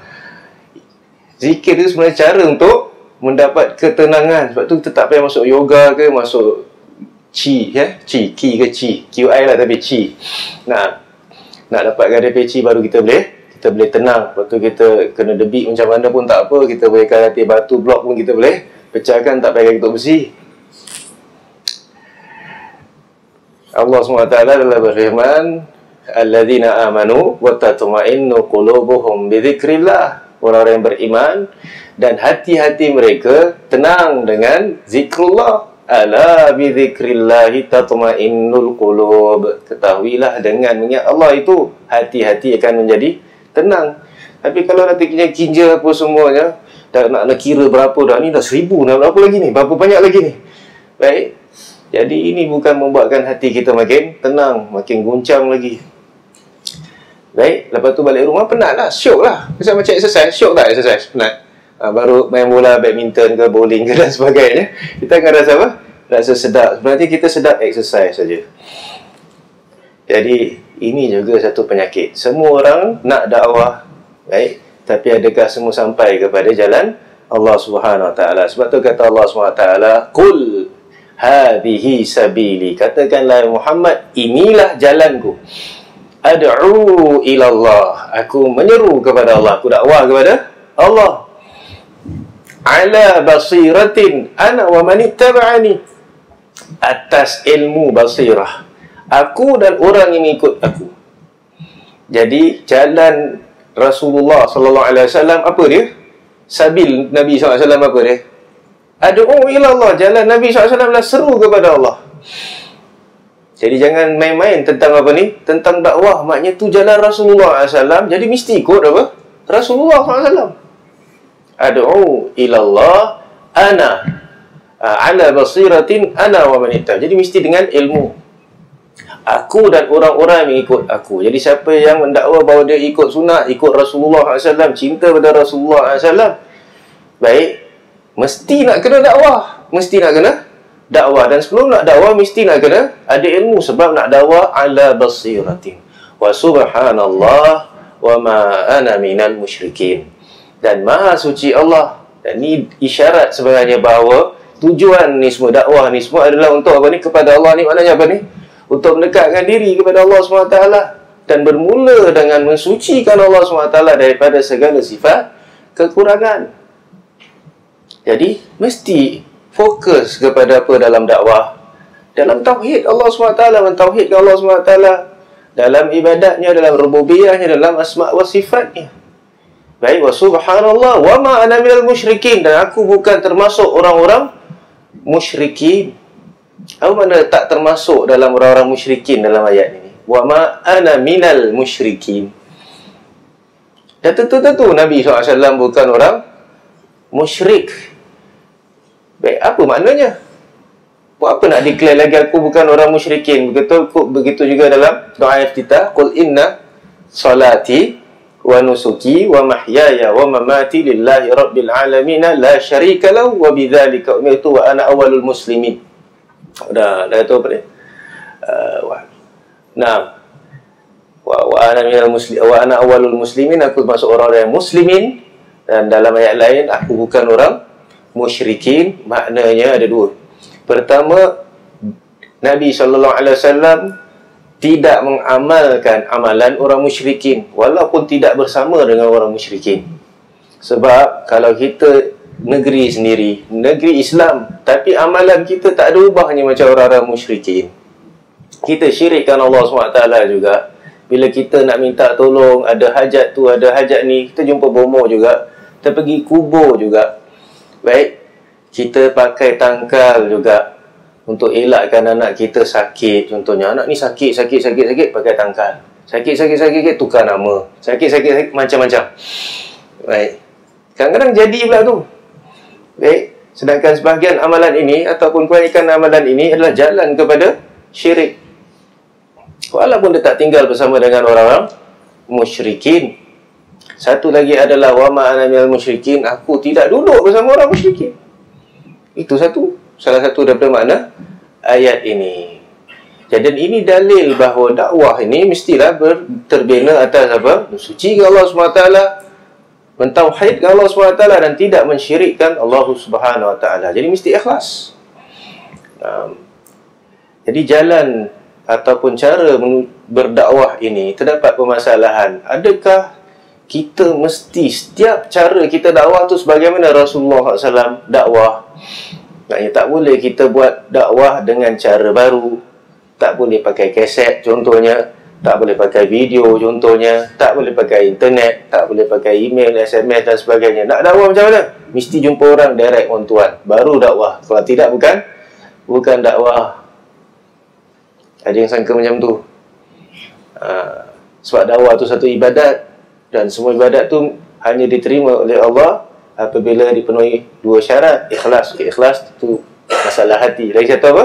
Mutaba'ah. Mesti ikut sunnah Nabi SAW. Jadi mesti dakwah macam mana Nabi buat. Tulis surat kepada orang. Tulis surat Nabi buat kan? Tulis. Kalau tulis surat boleh. Yang lain pun boleh lah sebenarnya. Yang serupa dengan penulisan. Baik, datang ke tempat-tempat orang. Tetapi sebenarnya dalam masalah ini memang wasail dakwah memang tauqifiyah. Maknanya mesti ikut sunnah Nabi SAW secara umumnya. Tetapi bukan semuanya adalah wasail yang perlu kepada tauqifiyah. Ada yang memang tauqifiyah mesti ikut apa yang Nabi buat, tak boleh kita berubah. Contohnya setiap hari Jumaat Nabi SAW akan bangun atas mimbar dan akan dakwah ke lah? Khutbah ke dakwah ke bukan? Khutbah dakwah. Baik, tetapi ada kaifiatnya Nabi SAW berkhutbah. Ada ke tidak? Ada. Nabi SAW berdiri ketika berkhutbah dan duduk antara dua khutbah. Wajib ikut tu ke tak wajib? Jawabnya apa? Wajib kan? Jadi ada yang berbentuk ibadat khas, maka terpaksa kita ikut. Tapi jika hal itu merupakan wasilah semata-mata, maka tidak mengapa kita berdakwah dengan macam-macam cara. Tak mesti pakai lafaz yang Nabi SAW pakai untuk berdakwah. Masuk Islam kau akan selamat. Itu mesti kita dakwah. Kita mesti hafal semua Nabi cakap. Mesti ke? Tidaklah. Kalau cakap dengan budak-budak macam lain, dengan budak-budak lain, dengan orang dewasa lain, orang tua lain, dengan orang yang ada pangkat lain. Jadi itu sebenarnya yang harus kita perhatikan apabila kita berdakwah. Dan ni antara makna berdakwah secara hikmah. Baik, kita sambung syarah di dalam kitab tentang cara berdakwah. Ada dalilnya adalah bahawa Rasulullah SAW ketika mengutus Mu'adh ke Yaman, beliau bersabda kepadanya, sesungguhnya kamu akan mendatangi suatu kaum yang terdiri daripada para ahli kitab. Maka beliau memberitahukan kepadanya tentang keadaan mereka. Siapa yang dia nak dakwah kena tahu. Jadi ilmu ni bukan setakat benda yang konten kita nak dakwah, tapi adalah orang yang nak kita dakwah pun kita kena tahu. Oh, ni ahlul kitab. Dakwah dengan ahlul kitab tak sama dengan dakwah musyrikin. Tak sama dengan dakwah orang Islam. Maka beliau memberitahukan kepadanya tentang keadaan mereka supaya dia siap menghadapi dan menempatkan mereka sesuai dengan proporsinya. Ahlul kitab ni banyak hujah sebab dia ada kitab. Jadi dia termasuk golongan yang kena sediakan hujah-hujah intelek sebab mereka ni ada kitab, bukan orang musyrikin yang betul-betul dalam kegelapan. Baik, kerana jika mereka ahlul kitab, tentu mereka memiliki argumen-argumen yang didasarkan pada pengetahuan yang tidak dimiliki oleh orang-orang selain mereka. Orang-orang musyrik adalah orang bodoh dan sesat, tetapi ahlul kitab mereka memiliki pengetahuan sehingga untuk menghadapi mereka diperlukan kesiapan yang sempurna. Begitu juga hendaknya mereka diajak dialog sesuai dengan keadaannya. kerana mereka melihat bahawa dirinya adalah ahli kitab dan orang-orang yang berilmu, sehingga perlu memperhatikan bagaimana cara berdakwah kepada mereka. Sebab tu kalau awak dakwah dengan orang yang ada ilmu pun, orang yang belajar kat universiti pun, ustaz pun, boleh sebenarnya. Tapi kena tahu caranya, kena faham dia jenis macam ni. Bukan kita dakwah dia seperti kita dakwah orang biasa contohnya. Apalagi tu orang tu kedudukan dia lebih tinggi lagi. Dakwah tetap dijalankan, tapi mungkin dengan cara dan approach yang berbeza-beza. Oleh kerana itu, Rasulullah SAW bersabda kepada Muaz, sesungguhnya kamu akan mendatangi satu kaum yang terdiri dari para ahlul kitab. Satu faedah sikit, ahlul kitab ni siapa sebenarnya ni? Orang yang ada kitab. Boleh tak panggil orang Islam ahlul kitab, people of the book? Orang Islam, wahai people of the book, oh ahlul kitab, boleh? Nak ikutkan boleh kan? Sebab kita ada kitab, kita lagi kitab, ada kitab Al-Quran. Dan boleh tak panggil orang-orang pengikut Nabi Ibrahim contohnya ahlul kitab? Dia pun ada kitab juga. Nabi-Nabi lain pun ada kitab juga. Boleh panggil mereka people of the book? Ke ahlul kitab ni hanya pengikut Nabi Musa yang ikut Taurat, Yahudi dan Nasrani? Nah, jadi daripada sudut bahasa, semua yang ada kitab ahlul kitab lah. Tapi daripada sudut istilah yang diguna pakai oleh Quran dan hadis, kita dapati bila mereka sebut ahlul kitab, yang dimaksudkan cuma Yahudi dan Nasrani. Jadi mana satu kita nak ambil? Kita ada dua urf, satu urf bahasa, adat bahasa, satu adalah adat syariat. Kita kena ambil adat syariat. Ini sebenarnya satu kaedah penting ni dalam kita nak faham. Baik, bila disebutkan taharah ni boleh setekat suci cuci saja, cuci tangan dengan Dettol pun taharah tu lah. Tapi ada kat maknanya taharah bila semayang pun kita cuci tangan dengan Dettol. Baik. Jadi kita dapati bahawa istilah syariat ada jenis taharah yang khusus seperti wuduk dan mandi dan suci daripada najis. Ada perbezaan ni. Adapun ahlul kitab, people of the book ni, adakah ia satu panggilan pujian? Adakah Quran dengan hadis ni sedang puji ahlul kitab ni? Itu satu perkara juga. Di sana ada orang-orang yang suka sangat nak buat baik dengan orang-orang bukan Islam ni, nak harmoni sangat. Jadi mereka keluarkan hujah bahawa ni, lihat, kita tak boleh panggil mereka kafir, kita mesti panggil mereka people of the book. Nah, kita mesti panggil dengan panggilan mulia. Ni Quran memanggil diorang macam tu. Jawabnya, tidak. Siapa yang kata macam tu? Kita dapati orang paling jahat sekali sebenarnya orang apa ni? Ahlul kitab ni lah. Tak pernah kita dengar orang musyrikin kena sumpah jadi apa ni? Kera dengan babi. Yahudi kena sumpah dengan kera, jadi kera dengan babi. Nah, tak pernah kita jumpa orang yang sangat dengki dengan orang Islam, yang tak akan redha kepada orang Islam sampai apa? Kita ikut agama dia daripada Yahudi dan Nasrani. Baik. Jadi kenapa dia panggil ahlul kitab? Jawabnya lit-ta'rif. Setakat nak kenal aja. Satu istilah untuk differentiatekan mereka daripada orang kafir lain. Kafir, kalau cakap kafir, mungkin orang tak tahu siapa yang mana satu. Tapi cakap ahlul kitab, oh ini je, Yahudi dan Nasrani. Ini ta'rif, bukan lil madah, bukan kerana pujian.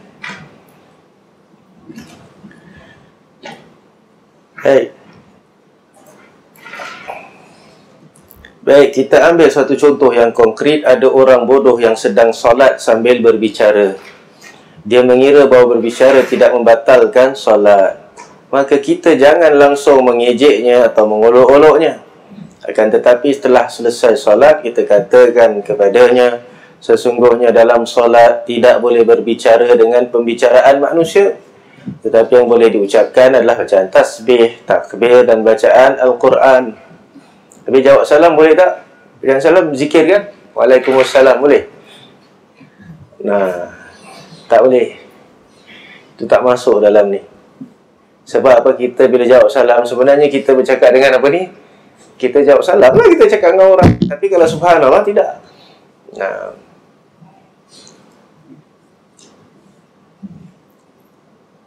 walaupun dalam satu keadaan kita subhanallah, sebenarnya kita nak tegur si imam tu, tapi dibolehkan kerana ada dalil. Nah, jadi kalau orang tu jahil, kita kena nasihatkan dia, sebab mungkin dia tak tahu. Jika kita ketahui bahawa orang itu tahu bahawa berbicara dalam solat itu haram dan membatalkan, tetapi dia orang yang bengal sehingga dia berbicara dan tidak peduli, maka tidak apa-apa jika kita menyalahkannya dan bersikap agak keras kepadanya sesuai dengan kondisi pribadinya, kerana setiap tempat ada caranya tersendiri. Ada budak-budak nakal tau, semayang kat belakang-belakang ni, biasa solat tarawih selalu jumpa. Tak tahu kat sini dah tak ada lah, berbuat ketawa-ketawa kan, ada kan kat belakang, kecoh. Nah, diorang tak tahu ke tak boleh cakap dalam solat? Budak-budak ni ada awak, diorang tahu. Sebenarnya diorang tahu, dah belajar tu semuanya, mustahil diorang tak tahu. Tapi kalau awak nak cek, boleh awak cek. Tapi nanti awak tengok rangkam buat. Diorang tahu tak boleh jalan depan orang solat, diorang jalan juga. Semua lepas terawih semua keluar, nak makan bubur dah habis. Yang kali bubur mesti habiskan, jangan ada second round. Habis solat isyak dia terus pergi berangkat keluar, nak minum air lah, nak itulah. Ni masjid dah terlampau mesra dengan jemaah, sampai makan dengan minum kat luar tu menunggu je. Dia buat orang solat tak khusyuk. Nah, ni nak datang masjid solat ke datang masjid makan? Buka tadi tak cukup-cukup ke? Kejap minum air, kejap bubur, sekejap.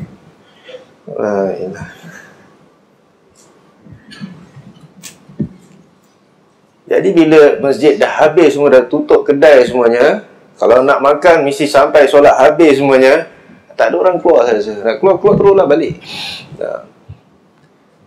Tapi tak tahu ni boleh dipikirkan. Tapi masih air ada lagi, teh masih ada lagi, teh tarik lagi ada. Siap sekejap orang keluar pergi minum. Baik, jadi dakwah telah kita terangkan tadi. Ada yang dakwah tauqifiyah, terlupa saya nak cakap, seperti khutbah dan sebagainya. Dan ada yang dakwah yang apa ni, yang berbentuk wasilah, dia tak apa. Dan antara cara dakwah adalah kita terghib, kita pujuk lah, kita katakan, kita berikan insentif untuk dia apa? Untuk dia buat kebaikan. Boleh ke tak boleh ni? Boleh. Sebab tu Quran disebutkan tentang pahala-pahala dan sebagainya. Tapi kalau kita janjikan insentif duniawi, boleh tak? Kau datang kelas, aku belanja makan, tak boleh? Tak boleh Boleh tak? Tak boleh? Boleh? Tapi boleh lah. Selalu sangat tu je tak boleh. Tapi maknanya ada time boleh lah. Janji yang penting semua setuju boleh lah kira kan. Kasih insentif duniawi.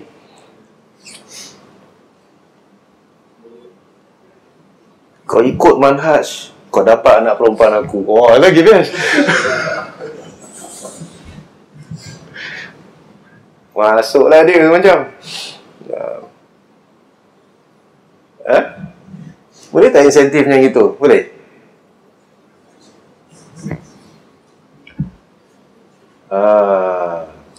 Tapi kita ada satu contoh tentang apa? Mu'allaf. Al-mu'allafatu qulubuhum. Orang yang dijinakkan hati ni, dia ada dua. Ada yang bukan Islam, ada yang dah Islam pun. Tidak jinakkan hati dia, kita kasih dia apa? Duit. Memang dunia betul, bukan sikit-sikit Nabi bagi. Beratus-ratus ekor unta tau. Macam beratus-ratus ekor. Bukan ekor pula, apa ni, buah kereta. Cuma unta dia tak ada COE lah. Baik. Jadi tak ikutkan, ada dekat situ dasar, boleh kita beri insentif duniawi. Jika apa ni? Jika untuk maslahat dakwah. Ya ada. Kita berikan kepada orang apa yang susah, siapa nak minta bantuan, sini ada makan free. Boleh tak boleh? Boleh juga sebenarnya, tak salah pun. Lepas kelas, okey, semua makan martabak, biryani contohnya. Jadi insentif jugalah nak bagi. Boleh tak tu?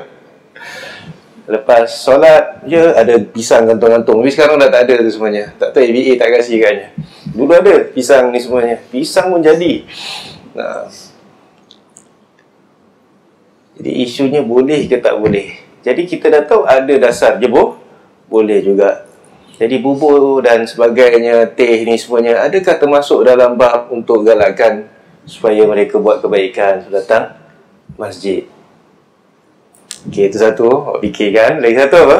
Lagi satu jenis insentif. Kita letak skrin besar. Smart TV punya lagi. Macam-macam channel ada. Kalau nasib baik, kita baik Euro tak kena Ramadan, tak kena kan? Nasib baik. Kita tayangkan live pukul 3 pagi, Qiyam. Dan kita updatekan result dia. Keluar teletext dekat bawah result dia. Jadi siapa nak tahu apa ni, siapa menang, siapa kalah, apa semuanya, pergi masjid. Nah, itu pun dah dibuat juga. Dan mereka pun berhujah apa ni? Insentif. Ini semua adalah dalam perincian apa? Dalam rangka berdakwah. Nampak? Lepas tu masjid asyik buka buku, baca buku apa semuanya, semua duduk serius sangat lah. Syabat-syabat pemuda-pemuda tak suka remaja, tak suka macam ni. Kita buat benda lain. Datang pula cerita lagi. Kita ajar dia lagu-lagu sikit ke, nasyid-nasyid. Kita ajar dia orang berlakon ke, buat teater. Dah mula tau. Kalau kita kata, oh tak apa, dakwah sebenarnya tak tahu kaifiah, tak mesti semuanya ikut sunnah Nabi SAW, mesti kena ada dalil. Kita bila buka aja, dia pun bahaya. Tiba-tiba dakwah kita tak ada beza dengan dakwah orang Yahudi dengan Kristian. Baik, boleh joget. Itu sebenarnya, itu joget dalam church. Boleh apa ni? Boleh bernyanyi dan apa, hiburan dalam gereja. Dah ada piano, dah ada drum, dah ada gitar, bass dan jazz macam-macam. Dah blues semua dah ada. Apa nak?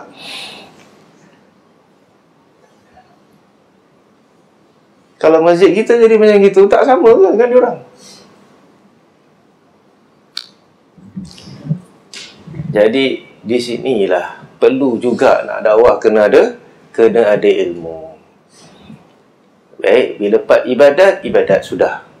Baik, bila ada time-time tertentu adanya kelapangan, okey, adanya kelapangan, tapi tetap tak boleh terkeluar daripada garis yang telah ditetapkan oleh al-Islam. Ikhtilat tetap haram, campur lelaki perempuan tak haram tak haram, muzik tak haram. Baik, dan hiburan seperti itu semuanya dah tentunya lah haram. Masjid bukan tempat macam tu. Tapi insentif yang kecil-kecil yang apa ni kita kata berpada-pada, masih kita katakan boleh kita bolehkan untuk orang-orang yang masih kita nak jinakkan hatinya kepada ibadat. Baik. Dan ini satu topik yang besar sebenarnya. Mana boleh, mana tak boleh. Jadi itu semua kena lihat maslahat dan mafsadah juga. Dan kena lihat juga keadaan. Baik. Kita balik kepada syarah ni. Jadi orang yang bercakap dalam solat ada dua. Ada orang yang tak tahu, kita ajar dengan lembut. Orang yang tahu, kita keras. Baik, oleh kerana itu Allah SWT berfirman, serulah kepada jalan Tuhanmu dengan hikmah. Kata hikmah bererti menempatkan sesuatu pada tempatnya, dan kamu dudukkan manusia pada kedudukannya. Janganlah kamu mengajak bicara manusia dengan ungkapan atau pembicaraan yang sama, dan janganlah kamu ajak mereka dengan cara yang sama, tetapi tempatkan masing-masing sesuai dengan keadaannya. Oleh kerana itu seorang da'i harus mengetahui keadaan orang yang diajaknya, kerana orang yang diajak memiliki banyak keadaan. Ada yang bodoh, yakni jahil, ada yang memusuhi, ada yang sombong, ada pula yang menerima kebaikan tetapi dia melakukan ijtihad, takwil dan sebagainya. Semua manusia harus diperlakukan sesuai dengan keadaannya. Jadi siapa yang dakwah-dakwah dekat Facebook ke kat mana-mana, ini semua dia kena tahu. Kan semua orang sama. Baik, ada terlampau keras. Baik. Ada terlampau lembut, tak tegur langsung. kemungkaran yang ada kat depan dia. Baik, semua manusia harus diperlakukan sesuai dengan keadaannya. Kemudian pengarang menyebutkan firman Allah, serulah manusia pada jalan Tuhanmu dengan hikmah dan pelajaran yang baik, dan bantahlah mereka dengan cara yang baik. Yang dimaksud dengan jalan Tuhan, sabil rabbik, adalah agama dan syariat yang disyariatkan Allah kepada manusia. Allah menyandarkan masalah ini kepada dirinya sendiri kerana dua sebab. Sabil, jalan Tuhanmu. Jadi jalan siapa? Jalan Tuhan. Kenapa Allah kata ni jalan Tuhan? Pertama, dialah yang menetapkan jalan itu untuk manusia. Yang letakkan jalan tu Allah. Jadi kita kata dia owner of dia apa? Agama ni, syariat ni, jalan ni. Jadi ini idhafah tasyri' ataupun kita idhafah penyandaran permulaan, yang penetapan, dan Allah yang menunjukkan jalan tersebut. Jadi dinamakan jalan Allah. Kedua, jalan itu dapat menghantarkan mereka kepadanya, sehingga tidak ada sesuatu yang dapat menghantarkan manusia kepada Allah kecuali melalui jalannya, yang disyariatkan kepada hamba-hambanya melalui lisan para rasul. Jadi dinamakan jalan Allah sebab jalan lain tak sampai kepada Allah. Hanya mengikut jalan Allah ni je kita sampai kepada Allah, iaitu jalan yang ditunjukkan oleh Rasul. Jadi satu, Allah yang meletakkan syariat tersebut. Kedua, ialah satu-satunya jalan yang sampai kepada Allah. Jalan bukan jalan Rasul, tak sampai kepada Allah. Allah berfirman dengan hikmah dan pelajaran yang baik. Menurut ulama, kata hikmah berasal dari kata ihkam, iaitu tepat dan tepat. Baik. Menempatkan manusia pada tempatnya atau menempatkan sesuatu pada tempatnya, itu namanya ihkam. Sedangkan nasihat adalah peringatan yang diikuti dengan janji dan ancaman. Jika seseorang tampaknya menolak, maka dia harus dinasihati dan diingatkan. Jika dia tidak mahu menerima nasihat itu, maka Allah berfirman, maka debatlah dia dengan cara yang lebih baik. Wajadilhum billati hiya ahsan. Jadi suruh debat, sambung lagi walaupun dia degil. Jadi kalau dia keluarkan syubhat-syubhat tertentu, kita kena jawab syubhat-syubhat tersebut. Nah, ini lagi level lebih tinggi lagi, kena tahu lebih banyak. Sebab tu kita dakwah dengan orang Syiah contohnya tak sama kita dakwah dengan orang Mu'tazilah ke. Dakwah dengan orang Qadiani contohnya tak sama kita dakwah dengan orang Kristian. Tak sama kita dakwah dengan orang Yahudi, dan tak sama kita dakwah dengan orang Islam sendiri. Jadi kita kena ada ilmu macam-macam. Kena tahu mazhab mereka. Seberapa banyak yang boleh. Dan kita sedia dengan jawapan-jawapan.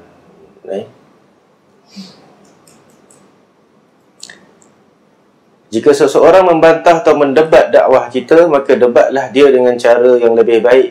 Mendebat dengan cara yang lebih baik artinya tidak begitu keras dan tidak begitu lembut, tetapi lihat mana yang lebih baik.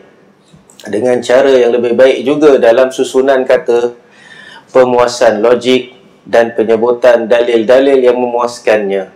Kerana di antara manusia ada yang lebih merasa puas dengan dalil-dalil syariat daripada dalil-dalil logik. Dia tak nak dengar kita punya logik, nak dengar apa dalil Quran mana, hadis mana. Apa ulama cakap. Kalau kita boleh supply itu je, kita save macam-macam banyak time. Tapi ada orang bila dengar Quran, hadis, dia nak dengar apa ni logik juga. Dia nak ikutkan, dia nak dengar logik lebih banyak daripada nak dengar dalil. Baik, tengoklah mana agak-agak kita boleh jawablah. Kalau tak boleh, sudah. Ada orang, kenapa babi tak boleh makan? Tak boleh dimakan. Ada kuman, tak boleh matinya. Habis cerita dah, dia pun tertinggalkan. Tapi kalau cakap Quran, dia susah nak dengar. Macam mana pula ni, susah juga ni. Kenapa bangkai tak boleh dimakan? Oh, bangkai ada racun. Tapi kalau darurat boleh pula makan, tak ada racun ke?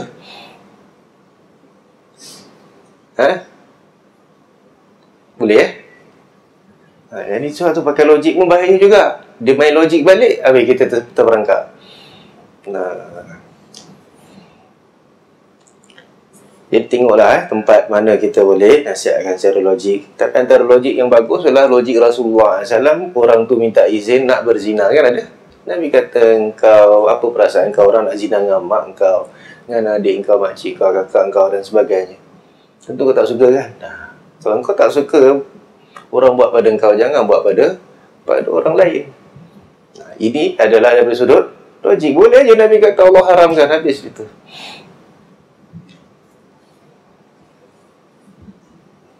Jadi ini antara cara berdebat dengan lebih baik. Jadi ada yang lebih merasa puas dengan dalil-dalil syariat daripada dalil-dalil logik, maka dialah orang yang memiliki keimanan yang kuat. Di antara ada kalau dah nampak peringkat ulama, dah tak payah nak cakap apa pun. Awak cakap pun lagi pandai cakap. Jadi buat buku je sudah. Bawa je. Ni page ni dah habis cerita.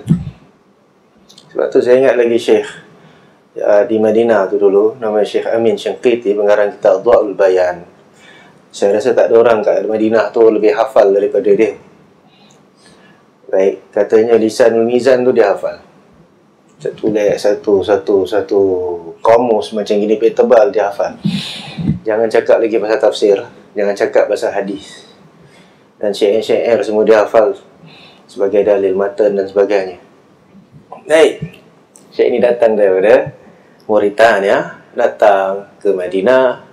Baik, tapi dia bermazhab Asy'ari sebenarnya. Baik, dia mentakwilkan sifat-sifat Allah SWT. Tapi ulama kat sana, dengarnya Syekh bin Baz rahimahullah ta'ala, senang je dakwah dia. Ni ambil buku Ibn Taymiyah, kau pergi baca. Tak ada cakap banyak. Dan ni memang Syekh cakap banyak pun kita tak boleh menang dengan dia. Quran tu macam apa kat depan mata dia. Dia baca, duduk berapa lama, sekejap dia baca. Okey, khalas, aku tinggalkan mazhab lama. Sekarang aku ikut manhaj salafi. Lepas tu dia duduk, dia mengajar kat situ sampai dia meninggal dunia rahimallahu ta'ala. Okay, ada kalanya dengan gitu pun dah cukup. Sebab orangnya ikhlas, dan orang tu alim, dia boleh faham. Nah, dan ini hujah sebenarnya bagi orang lain. Baik, kita kembali kepada syarah ni. Di antara manusia ada yang sebaliknya tidak puas dengan dalil-dalil syariat kecuali jika dikuatkan dengan dalil-dalil akal, sehingga dia lebih banyak bersandar kepada dalil-dalil akal daripada dalil-dalil syariat. Ada orang yang macam tu. Bahkan tidak puas dengan dalil-dalil syariat kecuali jika dikuatkan dengan dalil-dalil logik. Orang seperti ini ditakutkan akan sesat jika tidak menerima kebenaran, kecuali jika diterima oleh akal. Orang seperti ini ditakutkan akan sesat jika tidak menerima kebenaran, kecuali jika diterima oleh akal yang merosak. Hal semacam ini berbahaya baginya. Orang yang paling kuat imannya adalah yang paling besar ketundukannya kepada syariat, iaitu Alkitab dan Sunnah Nabi. Jika kamu melihat dirimu tunduk kepada Al-Quran dan Sunnah Nabi, menerima dan tunduk kepadanya, berarti ini khabar gembira. Tapi jika kamu enggan menerima hukum-hukum syariat, kecuali jika dikuatkan dengan dalil-dalil logik, ketahuilah bahawa di dalam hatimu ada penyakit. Ini masalah terima tak terima ni, terima dalam hati maksudnya. Baik, tapi di sana ada orang, dia dah terima dalam hati kebenaran apa yang kita katakan tersebut, tapi dia masih buat kemungkaran. Dia masih enggan lakukan kewajipan contohnya. Jadi dia bukan masalah dalil lah. Dah tak ada isu tentang dalil. Ini masalah hawa nafsu. Dia pun dah tahulah ni tak boleh. Rokok memang saya tahu tak boleh. Belum lagi ya, belum dapat dia punya seru lah. Nah. Tunggu government ban baru agaknya saya tak rokok. Itu dia. Nah. Dah sampai RM10 pun masih lagi sebatang RM1 biar betul.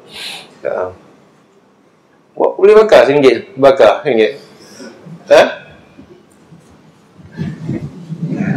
Itulah dia.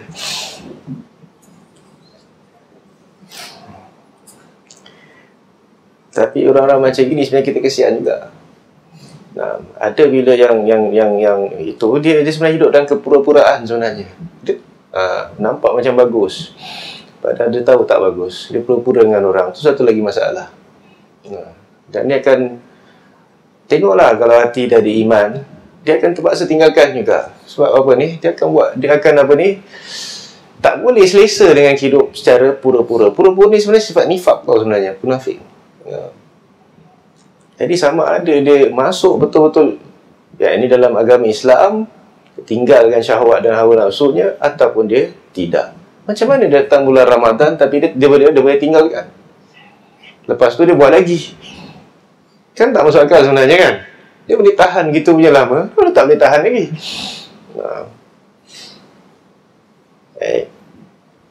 Jadi ubat dia yang paling betul sekali adalah puasa. Dia cerita, kalau satu Ramadan tak cukup, kita buat 2-3 Ramadan. Lama-lama hilang semuanya.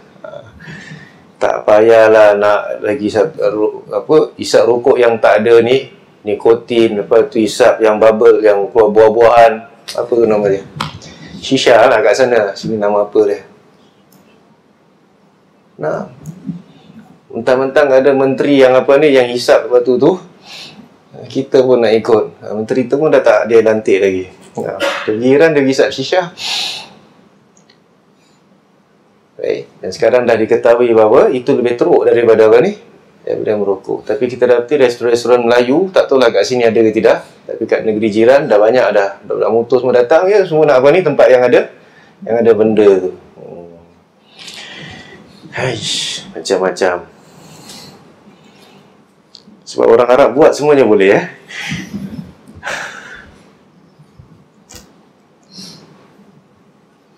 Jadi kalau dia tak ikut dalil syariat, hanya ikut dalil logik, bahawa dalam hatinya ada penyakit, Allah SWT berfirman, wa ma kana lil mu'minin wala mu'minat idza qadallahu wa rasuluhu amran ay yakuna lahumul khiyaratu min amrihim wa man ya'sillaha wa rasulahu faqad dhalla dhalalan mubina.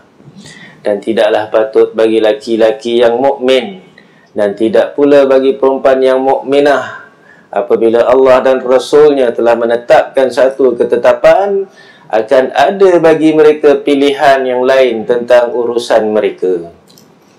Dan barang siapa mendurhakai Allah dan Rasulnya, maka sesungguhnya dia telah sesat yang nyata. Dah tak ada pilihan lagi. Allah dah kata, Rasul kata, no say, dah tak ada apa-apa lagi. Dah habis, final. Dan siapa yang nak cakap-cakap lagi lepas tu, tapi kalau gini macam ni, kalau gitu macam ni, kita ada pendapat gini dan sebagainya, khalas, dia telah ya'sillah wa rasulahu, dia telah mendurhakai Allah dan Rasulnya, maka dia telah sesat. Sebab tu Syekh Uthaymin nak kata bahawa siapa yang macam tu tak mau terima bulat-bulat, tak mau terima Quran dan hadis ni, melainkan dengan akal, maka dia dikhawatiri apa ni? Sesat. Sebab Quran kata siapa buat gitu sesat. Baik, Allah berfirman, dan bantahlah mereka dengan cara yang baik. Disebut dalam firman-Nya, janganlah kamu berdebat dengan ahlul kitab, melainkan dengan cara yang paling baik. Wala tujadilu ahlal kitabi illa billati hiya ahsan illa alladhina zalamu minhum, kecuali dengan orang-orang yang zalim di kalangan mereka. Orang yang zalim ni boleh kita apa ni? Kita buat dengan cara yang tidak baik. Mereka itu jangan kalian lembah lembuti dan tunduk pada mereka. Jika mereka zalim, maka perangi mereka dengan pedang. Itu pun dakwah juga. Hingga mereka mau membayar jizyah dengan tangan mereka sendiri secara langsung, sehingga mereka merasa hina dan kecil. Dengan demikian, dalam berdakwah boleh dilakukan dengan cara 4 tingkat. Yang pertama dengan hikmah, nasihat, perdebatan dengan cara yang lebih baik, dan memerangi dengan pedang bagi yang zalim. Semua ada.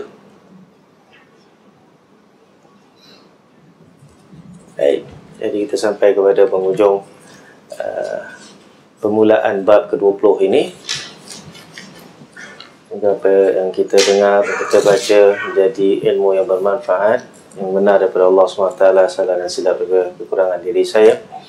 Aqulu qawli hadha astaghfirullahal azim li wa lakum lisairil muslimin wal muslimat innahu wal ghafurur rahim.